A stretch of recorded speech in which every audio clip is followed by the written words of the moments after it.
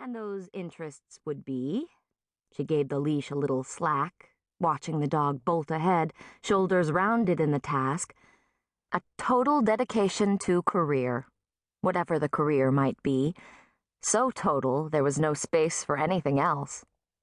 Which explained the appeal of green, gravelly yards, hardly the kind where children would be found playing. A friendly neighborhood, he had said. That was funny, thinking about it now.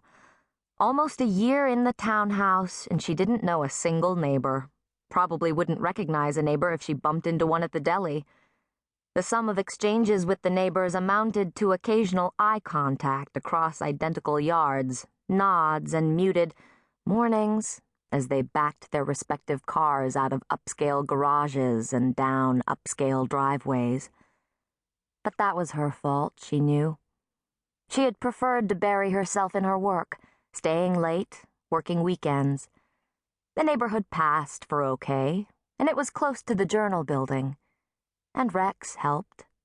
A friend waiting at home when she finally got there. Her life was her career now. A journalist at the daily newspaper read by everyone who cared about what was going on in Denver. Even if there weren't many newspapers left on the driveways, she suspected that her neighbors probably read her byline on the internet in the mornings. The townhome was an interim place, a place to spend the night. There was a scraping noise on the sidewalk behind her. She pulled on the leash and wheeled around. Nothing, except patches of shadow and moonlight. The sidewalk and street were empty, melting into the darkness down the block.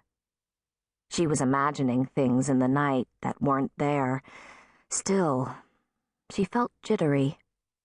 Such a distinctive sound, the scrape of boots on concrete. She searched the shadows again, then turned and started walking fast toward the corner ahead, giving the leash a lot of slack. Her townhome was around the corner and halfway down the block. She was 5 minutes from home.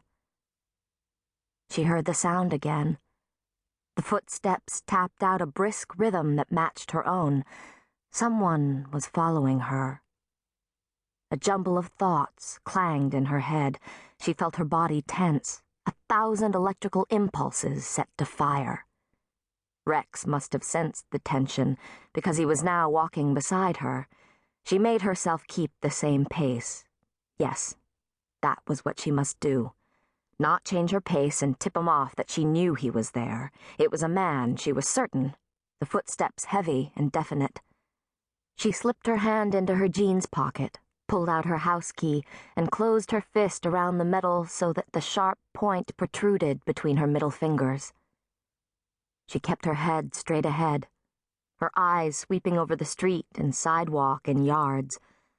Lights glowed in the upstairs windows of the townhouse at the corner. He wouldn't close on her there, grab her from behind and try to pull her into the bushes. She tried to think the way he would think. A man planning to tackle and rape her, beat her. He would wait until she walked in front of a townhouse swallowed by the night. Until then, he had to think that she thought everything was normal. She was simply out enjoying a walk with her dog. She reached the corner, turned past the thin slice of light on the sidewalk from the townhouse window, and glanced around. She saw him then, a tall, large figure all in black, shoulders hunched inside a bulky jacket, hands jammed into the pockets, elbows sticking out like those of a wrestler strutting into the ring. He was close, not more than 2 houses behind, backlit by the moonlight. She thought about running to the door with the lights on upstairs, then dismissed the idea. By the time anyone came down the stairs and opened the door, he would be on her, and he would be strong. She could almost feel the clasp of a fleshy hand over her mouth, the arms dragging her off to the side while someone leaned outside, looking around, seeing nothing, except for a dog barking and growling near the bushes, frantic. "Go home! Go home, damn people! Why don't they keep their dogs locked up?" The door would slam shut, and she would be alone with him. At best, the person might call the police. The police would come.